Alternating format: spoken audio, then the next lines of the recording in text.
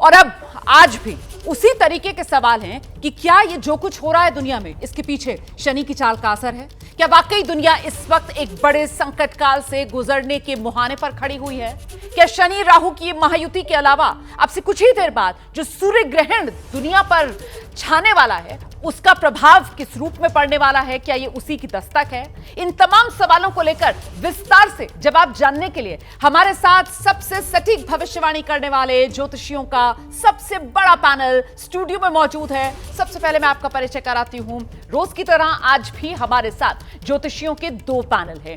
एक आप देख रहे हैं महिला टीम जो इस वक्त हमारे साथ मौजूद है ज्योतिषियों की, जिसमें ज्योतिषाचार्य डॉक्टर YS राखी लगातार हमारे साथ जुड़ी रही हैं शनि वॉर हमारी सीरीज में। हमारे साथ डॉक्टर स्नेहा जैन हैं, टैरो कार्ड रीडर हैं। आज की खास मेहमान हमारे साथ इस शो में शामिल हो रही हैं ज्योतिषाचार्य निश्चिता मल्होत्रा जी हमारे साथ मौजूद हैं, और साथ ही ज्योतिषाचार्य वानी आर्य जी को भी आप रोज इस सीरीज शनि वॉर में देख रहे हैं अपनी बात रखते हुए। वहीं दूसरी ओर पुरुषों की टीम ज्योतिषाचार्यों की, इसमें आपकी रोज मुलाकात होती है शनि वॉर सीरीज में ज्योतिषाचार्य राज मिश्रा जी से, और आज भी हमारे साथ ज्योतिषाचार्य राज मिश्रा जी स्टूडियो में मौजूद हैं। साथ ही ज्योतिषाचार्य जे प्रतीक जी और ज्योतिषाचार्य आचार्य विक्रमादित्य जी भी हमारे साथ आज यहां स्टूडियो में मौजूद हैं। बहुत स्वागत आप सभी का। मैं चर्चा का सिलसिला शुरू करने जा रही हूं, और सबसे पहले बात कि कल जो कुछ हुआ, क्या उसके पीछे शनि की चाल और सूर्य ग्रहण को जिम्मेदार माना जाए? ज्योतिषाचार्य राखी जी, क्या जो कुछ दुनिया में घट रहा है इसके पीछे यही शनि का गोचर, सूर्य का ग्रहण, इसी वजह से दुनिया में यह हलचल? बिल्कुल, आपने बिल्कुल सही कहा, और इसका रीज़न एक मंगल भी है। 2025 को पूरा जोड़ा जाए तो मंगल कारक बनता है धरती का, और भूकंप का आना, अग्निकांडों का होना, और अभी तो सूर्य ने राशि परिवर्तन किया भी नहीं है। जैसा कि आपने कहा कि आगे क्या हो सकता है, तो आगे की बात कर लें कि ये ग्रहण का एक कारण है। जब भी ग्रहण होता है 15 दिन पहले ही जो था चंद्र ग्रहण था, भले वो भी भारत में नहीं था, लेकिन उसका असर पूरे विश्व में हमने देखने को मिला है और देख भी रहे हैं। और अब जो ये सूर्य ग्रहण आज रात को होने जा रहा है, इसका असर भी पूरे विश्व में दिखाई देगा और अलग अलग जगहों पे दिखाई देगा। भारत में भी बिल्कुल।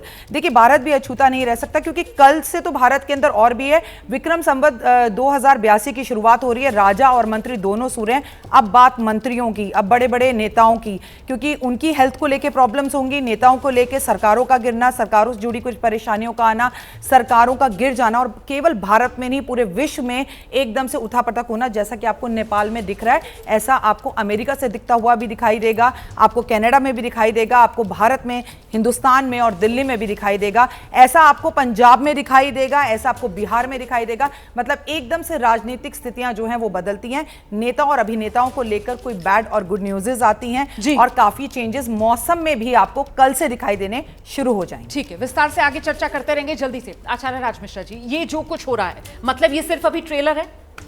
वास्तविकता में ट्रेलर है। अगर मैं उठा करके देखूं, पिछले भी जब इस प्रकार की परिस्थिति बनी है, जब शनि ने मीन राशि के अंतर्गत गोचर किया है, उस समय पर सूर्य ग्रहण हुआ है, तो भारी तबाही देखने को मिली है।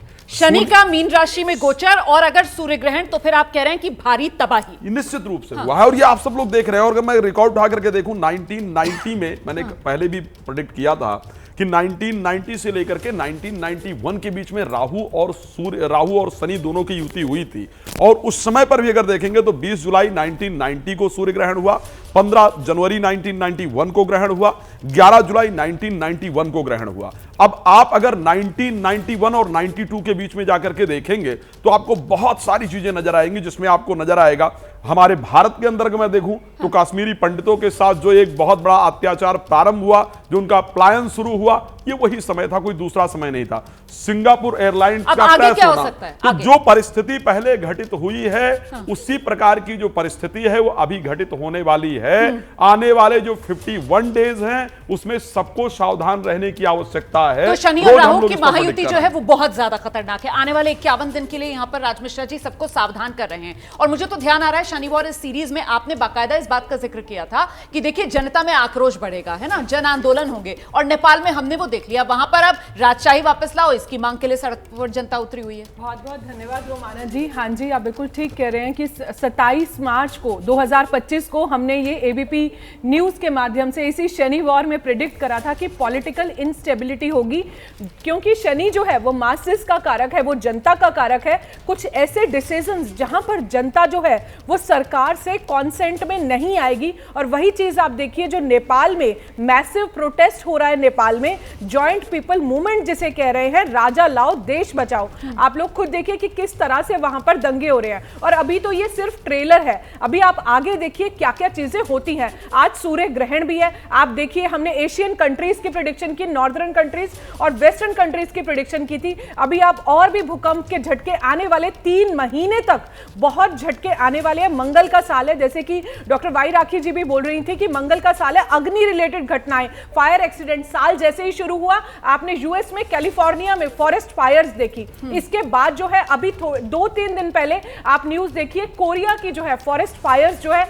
वहां पर भी इतना ज्यादा था। अभी म्यांमार और रात को अफगानिस्तान में भी भूकंप आया। अन्नपूर्णा हॉस्टल में जो है दिल्ली में जो है, ग्रेटर नोएडा में, वहां पर भी आग लगी। तो ये पूरा साल जो है बहुत सारे फायर एक्सीडेंट्स होंगे। शनि वायु तत्व का कारक है, कुछ आपको एयर क्रैश से रिलेटेड न्यूज होते हुए भी आती दिखेगी। पॉलिटिकल इंस्टेबिलिटी, साल का राजा भी सूर्य, मंत्री भी सूर्य, तो इस तरह की कुछ घटनाएं होंगी जहां पर बहुत ज्यादा उथल पुथल राजनीति में देखी जाएगी। ये तस्वीरें मैं जरा जल्दी से दर्शकों को बता दूं, ये नेपाल में जिस तरीके से हिंसा हुई है, वहां पर जो जनता सड़क पर आ गई, उसकी तस्वीरें हम आपको दिखा रहे हैं। अच्छा, जिस तरीके से म्यांमार के अंदर भूकंप आया है, उसकी तस्वीरें हम आपको दिखा रहे हैं। तस्वीरें हम आपको इसलिए दिखा रहे हैं क्योंकि यही सब कहीं ना कहीं एक अनुमान जो यहां पर ज्योतिष आचार्यों की तरफ से प्रिडिक्ट किया जा रहा था कि ऐसा हो सकता है, क्योंकि ऐसा होता है जब शनि अपनी चाल बदलते हैं, अपनी स्वराशि कुंभ से निकलकर शनि मीन में जा रहे हैं, और वहां पर पहले से, मतलब अब शनि जब चले जाएंगे तो वहां षटग्रही योग बन जाएगा।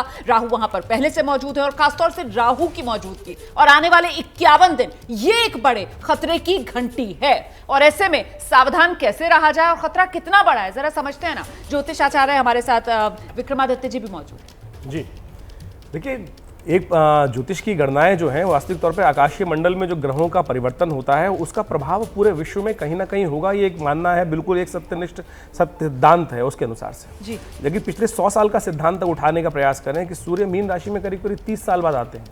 1915 के अंदर ये घटना घटी, और उसके बाद 1905 के अंदर घटना घटी थी। उसके बाद 1935 के अंदर के आसपास से लेकर विश्व युद्ध से, द्वितीय विश्व युद्ध से पहले तक ये वातावरण रहा।